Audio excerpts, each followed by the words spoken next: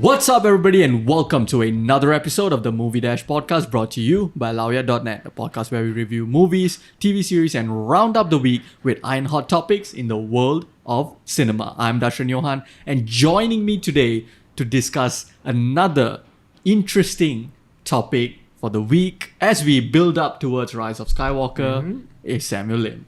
Hey, glad to be here again. Yes, yeah. We have been talking a lot about Star Wars recently, right? Yeah. But what else do you talk about when Rise of the Skywalker, the final chapter of the whole Skywalker saga is coming to a close? Yeah, man. You can't not talk about it. Yeah, we can't, and it's just a week to go. Are you excited for it? I am cautiously optimistic. Okay, That's for you sure. be cautiously optimistic all you want. I am super pumped on adrenaline. The anxiety is also starting to kick in. Yeah. The nervous excitement. Can't wait. Yeah, I'm staying away from everything that's talking about it online. I want to come into blind. No blind. TV spots, Yeah. nothing, no spoilers, all that. Yeah. But today, we are going to be discussing about what next after the Skywalker saga. After Rise of Skywalker, where do we go next? Because for the longest time, basically, yes, Star Wars is generational. It has spanned 3 different eras, but essentially, it has told one story. Yeah. Or, yes, the new trilogy is sort of different. It has new characters and all these things. It is mostly about the new characters, but essentially, it is still primarily about the Skywalker bloodline. Yeah, right? exactly. So, first of all, my first question to you is, after Rise of the Skywalker, eventually we will be getting another Star Wars movie, right? So you have a lot of these things. Like now Lucasfilm has basically come out and said that we will be getting a movie in 2022. It's not going to be by the Game of Thrones dude because they have stepped away. We'll get into a lot of that later, but we will be getting a movie in 2022.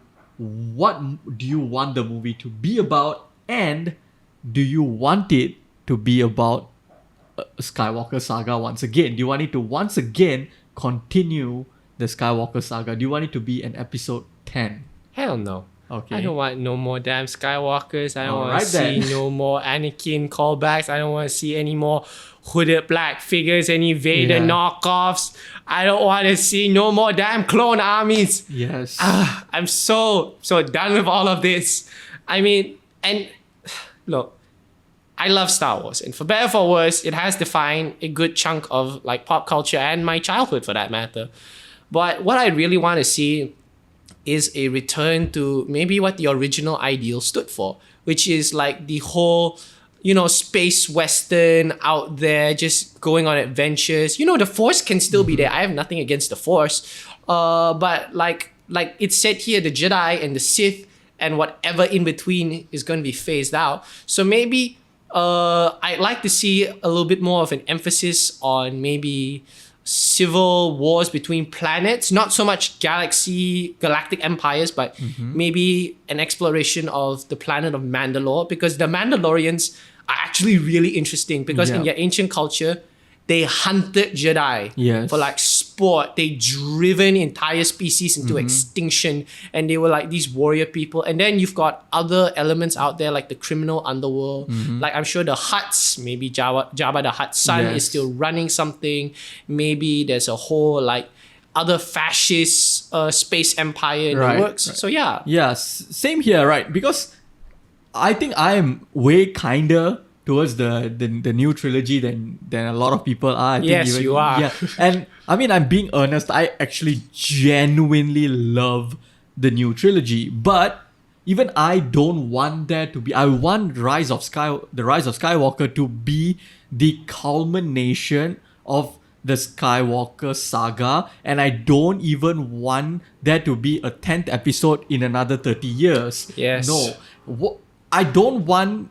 Basically, I don't want to them. I don't want what they do to Star Wars like what they do with comic book movies, in the sense that, for example, you got 1989 Batman, then you got Nolan's Batman, which is technically the 1989 Batman is part of a different canon entirely. Yeah. And Nolan's Batman is part of a different canon. No, I want the new movies, new Star Wars movies, to still be part of the same canon Yeah, they still fit in the timeline somewhere. timeline. Yeah. And yes, just different about different character. It's a long time ago in a galaxy far away. You can't tell me that the entire galaxy just revolves around Luke Skywalker and his damn blood. Not that I have not anything against Luke. He's great. His bloodline is great. The story is great. But surely There's more. there's more, and that's what I want to see. But like you said, right, you touched on a lot of things like the Hutts maybe doing a criminal underworld story and all these things. Yeah. But what I'm craving for, Mm-hmm. I'm desperately craving for, is what for the longest time it has been rumored to be in production or in development, in various stages of development. yeah. And that is a Lord of the Rings style Knights of the Old Republic damn. film. Yes. So in my head, I can picture on one end 10,000 Jedi, and on the other end 10,000 Sith Yes. with red lightsabers. Just going at and it. they go at it Yeah. in this epic battle. I want it to be an epic, like the most epic battle sequences you have ever seen in Star Wars. I want it to be Shakespearean. Not that Star Wars has ever not been that, but I want it to be Lord of the Rings. I want it to be Game of Thrones. And I'm not just talking about the battles. I want to see The characterization as the well. characterization. I want to see where the Jedi and the Sith, why were they at war? Because essentially this is a religious battle, right? The Jedi and the Sith is a religious battle. So I want them to dive deep into that and like give us memorable villains. You can take it from Legends. Exactly. You can come up with your new villains, whatever you wish to do. But man, that is something I desperately want to see. Yeah, and if you haven't seen the BioWare cinematics or the Old Republic, God, go watch them. They are a thing of beauty to watch, man. Yes. Oh God, so good. okay. So in terms of like now we got like we talked about like Knights of the Old Republic style. So like what if let's say you get like a gangster film, right? Like what sort of gangster film would you like to see? Well, okay, and this is just me personally. I would like to see, because the thing is, Jedis and Force-sensitive people have always been hailed as either, what are they? Heroes, light side users, dark side users, Lords of the Sith, the Jedi Order. What if these like Force-sensitive children were literally sold as weapons if they were just trafficked and they were just found? God, now that would be something. Yeah, exactly. And like these group of like I don't know, pirate scum just pick up on this convoy and they're like, what do we even steal? And then they realize like, we just stole a Force-sensitive child. It's like, little boy, what can you do? I think I can choke people. You'll be like, all right, kid, let's go make some money. Yeah. So yeah. That's the thing, right? But are you worried? I don't know, worried is the thing. Because like now with Disney Plus, right? I'm sure that I don't doubt that Disney will come up with a lot of interesting projects. Yeah. But what do you think they would save? Because they have said that they will now what they're gonna do is like even like Obi-Wan is going straight to Disney Plus, right? The Mandalorian is on Disney Plus. It's a series. Obi-Wan is also a mini series. They said they're gonna save the films for something really, really special. Yeah. So what do you think? Like, do you think like they could make? Do you think like a Jabba the Hutt movie would work, or do you think that would be better as a series or something like? Because like what do you put on series form and what do you put on film form? That's actually a very good question, because I feel like for series forms, series are very good for studying characters. Yes. Are very good for studying like huge periods in history, not events, mind you, but like I feel like if you had a series talking about periods in histories, that would be fine. Like, for example, the 100-Year War or whatever. Yeah. And then you could make a whole film that culminates in the final battle, but you would have such a huge task to compress and recap the series while at the same time making it relevant. But I think it would work because it's Star Wars. Yeah. Who would say no to Star Wars? Yeah. Yeah. That's a very good point. But okay, speaking of like now that you brought it up, right? Who would say no to Star Wars? Do you think there's also a risk because now, okay, Skywalker Saga is done. Yeah. We're not getting any more as far as we know. Yeah. Right now, do you think that when they start a new trilogy, would they be able to, or new trilogy or new series of films or just one film or whatever, do you think that they would be able to bring in new fans or are fans in general, like especially outside of the US, just not widely interested in Star Wars as they used to be? Yeah, here's the thing. I think Disney is very smart with what they're doing now, because notice that after Rise of Skywalker, and it's bullshit when they say this is the end of a saga. We're making films in 2020. What end? Yeah. What end of a saga, you liars? But I think The Mandalorian and the Obi-Wan series isn't just there to please fans. I think it's there to test the waters. And I think they're saying, you know what?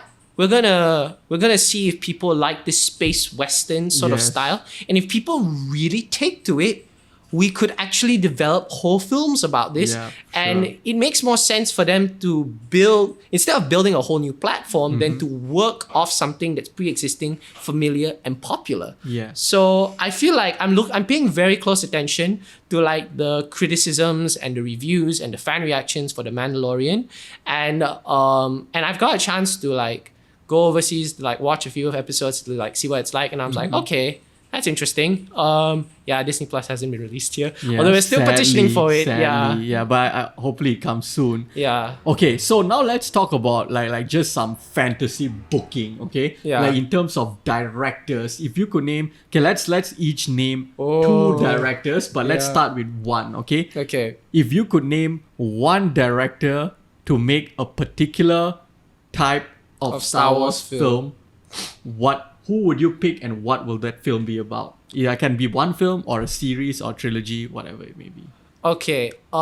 If it was a really big like space epic that just involved like big multiple factions clashing on a field, I would get George Miller, who made Mad Max Fury Road on set. Because one thing that I've always loved about the original Star Wars was the use of practical effects, about how everything had a real sense of presence on screen. So I would love, and George Miller has done great work with Mad Max Fury Road. He made, sure, it's a fantastic movie. yeah, it's such a good film. And it has such a simple story, but it develops so much of its characters. So I'd love to see what happens if you give like this major franchise to George Miller and see what he does with it. Yeah. Here's who I've got in mind. Okay. And it may, weirdly, it's not a big name director. I do have a okay. big name director in mind also, but my first pick is honestly Miguel Sapochnik, who directed The Game of Thrones. Game of Thrones, Yeah. dude, who directed a lot of our favorite big episodes, right? He Yeah. did Battle of the Bastards, Winds of Winter, and that a lot of like even like the final episode. Yeah. And I mean like the second to last episode. Yeah. And all these things, like Miguel Sapochnik has done a lot of these fantastic Battle episodes. sequences, yeah. Yes, even like the battle in Winterfell was also by Miguel Sapochnik. He's, to me, I haven't seen his work on the big screen, Yeah. but what he's able to do in terms of battle sequences and the small screen, it just makes me so intrigued Yeah. to watch it. Now, because I'm not just talking about how epic the battle sequences look like. Even if you look at like smaller moments, like in Winds of Winter, that scene where the whole like first 11 minutes of it, Yeah. where it eventually leads to Tommen's death. Yeah. That whole slow where like nobody is really talking and you have like Ramin Djawadi's score Yeah. like in the background and it just slowly builds and builds. I love, like, I'm actually desperate to see him work on the big screen because I've loved him I just love him so much as a director with a very, very unique voice. And man, if he could team up with a good, very, very good script writer and make a Knights of the Old Republic He would make trilogy, magic happen. I think it would be magic. And I want to see Ramin Djawadi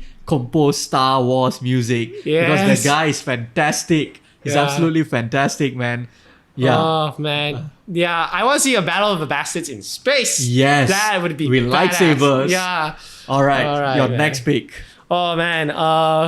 Again, I feel like people are gonna bite me in the ass for this, but I want to see Denis Villeneuve. Okay. Okay. Yeah, Denis Villeneuve. He made Sicario. Yes. He made Blade Runner 2049. He made Prisoners. He's gonna make Dune. Yeah, he's gonna make Dune. Yeah. And I know a lot of people out there, especially my friend Jeremy, is gonna go like, you really like this fella, You gotta go But he's and awesome. Yeah, Denis Villeneuve is awesome. He's one of my favorite directors as well. exactly. Yeah. And obviously, I know there's reservations because he has yet to make a child-friendly film. Mm-hmm. But I feel like if you want to do like a proper underworld CD gangster, like maybe even a psychological sci-fi thriller, Yeah. then Denis Villeneuve is your guy. Yep. You get him there with Roger Deakins, and you get him there with a great like score, and you are off to the races, friend. People are gonna watch Star Wars and they're gonna go, damn, that's some good cinema. Yeah. Oh man, Denis Villeneuve in a Star Wars film, man. Yeah. That would be something. Now, my final pick. Okay. All right. So, this is never in a billion years going to happen. Okay. The dude is never going to direct a Star Wars movie. All right. Who is Okay. it? Yeah. But it's a gangster movie. It's about the Hutts. Okay. Okay. It's gonna be, each movie is gonna be I can imagine it. It's gonna be 3.5 hour long movies. Oh my god. Okay, it's gonna be serious. It's gonna be character depth.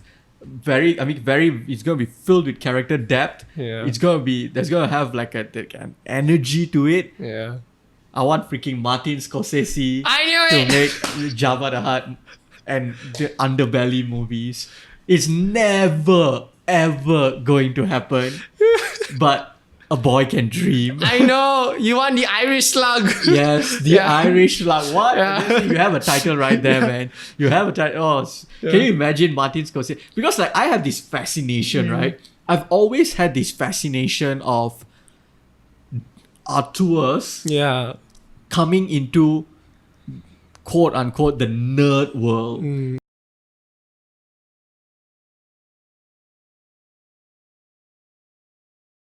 That's why I'm so looking forward to Quentin Tarantino's Star Trek. Yes. You know, because he's calling it Pulp Fiction in space. Yeah. So man, bring it on. That would be amazing to watch. I would Yes. pay money to watch that round the spot. Yeah. Do you have any actors in mind that you just love to see? I mean, like you love to see any good actor in Star Wars, right? But Yeah. if you could just have maybe one or two picks on top of your mind just before we wrap up, and with the future of Star Wars is so open. Yeah. If you could cast anyone, who would you cast in a Star Wars movie? Okay, I know it seems a little cliche, but I would like to see how Benedict Cumberbatch fares as a villain in Star Wars, because I kind of figured, okay, it's kind of a mean comment, but Benedict Cumberbatch already looks sort of almost alien-like with his giant head and his long neck. So I just imagine him just cast as some insidious like Sith Lord who just goes around with his deep, horrible British accent, and then it's like, oh, that'll be great. And maybe for a just as a protagonist, I would really like to see maybe somebody like, I don't know, Jake Gyllenhaal take up the role, Yes. because he's got such great versatile acting chops. Yes. Yeah. In fact, I had Jake Gyllenhaal in my mind also, but I wanted Jake Gyllenhaal as a villain. Really? Yes. Wow. Because to me, Jake Gyllenhaal can play a hero, but I don't know how. I don't know if he has it. He has all the its in the world. Yeah, he but, has all the it's in the world. but to me, when it comes to these larger than life roles, I don't see Jake Gyllenhaal as a hero. I like to see him play this conniving or this Evil, just manipulative evil, bastard, yeah. manipulative, and because I think he can really get you to hate him, like how we sort of grew to hate him in Nightcrawler. You know? Yes. So that's something I would like to see. Who else would I like to see? I mean, Who else? I mean, someone like Tom Hardy. Oh as my a- goodness! as a Yes, yes, hero. yes. Tom Hardy as a hero, like one of the Jedi Yeah. or something. Or it doesn't even have to be a Jedi. It could be one of those space cowboys, Han Solo type of characters. Tom Hardy. Tom Hardy as like a space gangster would be nuts. Absolutely, yes. Yeah. When we could sit here and talk about this all day, right? But man, the future of Star Wars is just so broad. It's so open. We have no idea what's coming out. Exactly. In fact, like Kathleen Kennedy has said that they already have something in mind, locked in for the 2022 film, but they're not going to announce it until next year. Until next year after Rise of Skywalker. But man, one more week till Rise of Skywalker. Yeah. I'm just honestly, I just like as the days go by, I just get more and more anxious, man. Like anxious in a good way. I'm excited, but I'm also like, is J.J. Abrams gonna land it? Yeah.